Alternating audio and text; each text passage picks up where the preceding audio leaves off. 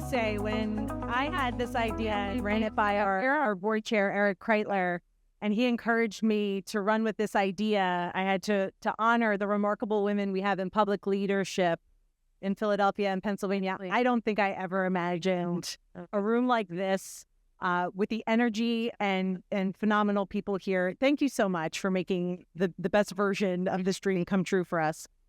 To bring us all together in honor of Leslie Ann Miller and in support with these remarkable panelists and with the support of these incredible sponsors, and thanks to the support of my dynamite colleagues who put this all together, I am overwhelmed with gratitude. That it is my mother's birthday and she's here with me also makes it extra special. So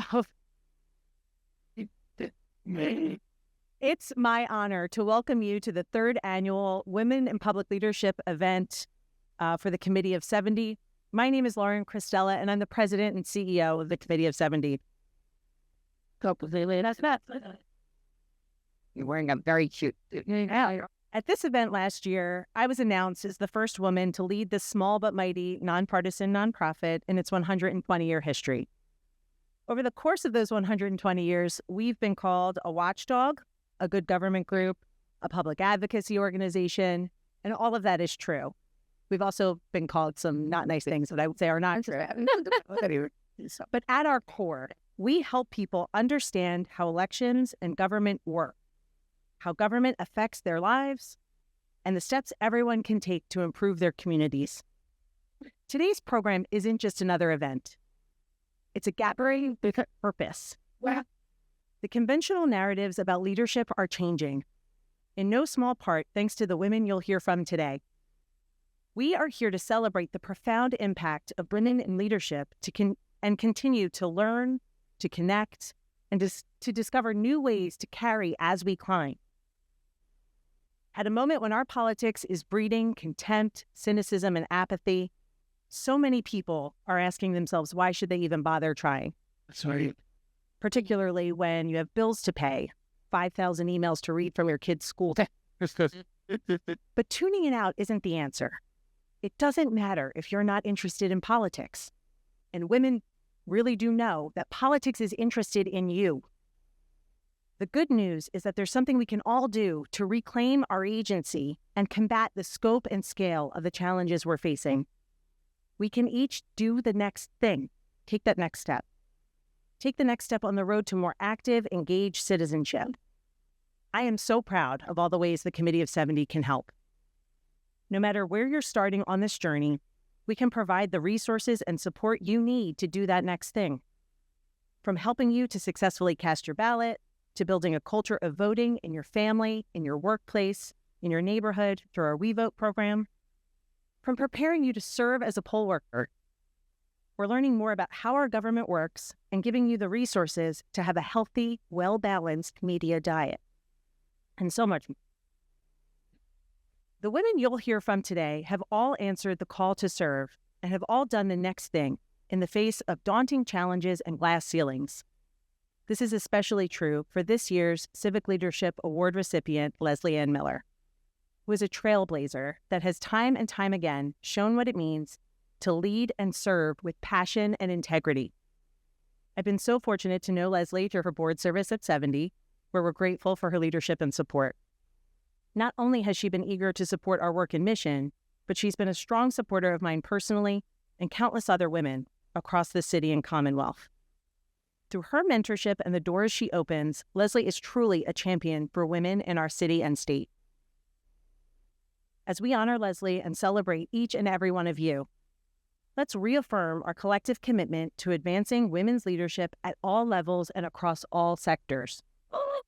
We all have a role to play, and whenever someone answers the call to active citizenship, our democracy gets stronger. So let's do the next thing for ourselves, for our family, and for the city we love. Now, the next thing I'm going to do is thank everyone who made today possible. To our wonderful board under the steadfast leadership of Eric Kreitler, the Philadelphia Museum of Art for hosting us, and for everyone who donated and is with us here today in person and will watch later online. Thank you to our sponsors, John Chu and Teresa Wallace, and the Fitler Club. And a very special thank you to our presenting sponsors, Laura LaRosa, who has been an enthusiastic supporter of this event since its inception, and a very active and engaged member at the Committee of 70. And thank you to the University of Pennsylvania Health System, represented today by their CEO and our board member, Kevin Mahoney. Kevin and Penn Medicine have been strong advocates for this work, not only through their ongoing support of the Committee of 70, but also their efforts to bring resources to patients, doctors, and staff, ensuring that people working in emergency rooms or people admitted to the hospital unexpectedly are still able to cast their ballots. The support of people like Laura and Kevin is a testament to our work. I'm so proud of what we've accomplished together, and I'm looking forward to continuing to strengthen democracy in Philadelphia and Pennsylvania. Thank you, and please join me in welcoming Kevin Mahoney to the stage.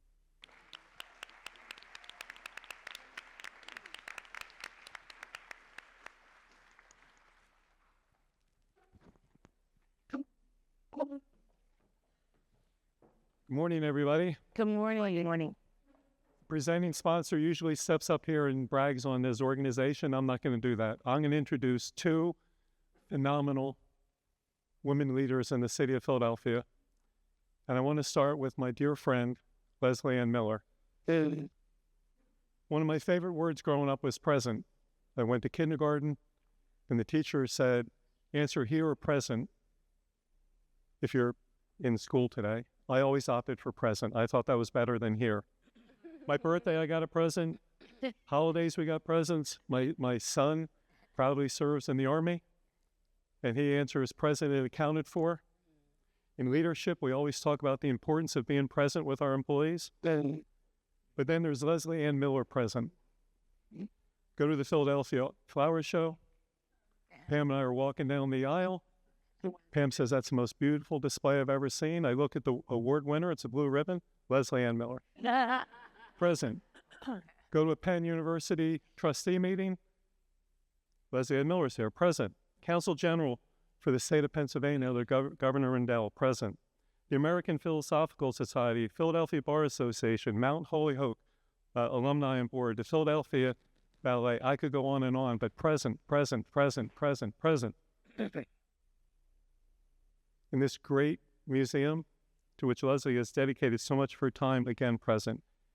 And her most recent present to the city of Philadelphia is rededicating the Marian Anderson Performing Hall at the Kimmel Center. Yeah. You can't go anywhere in this great city without turning the corner and Leslie Ann Miller being present. Most important to me, if you're Leslie's friend, she's your fiercest advocate. When Leslie's is present in your life, you have a guardian angel. So when we leave today, let's be present in each other's life. Let's be Leslie Ann Miller. Join me for a round of applause.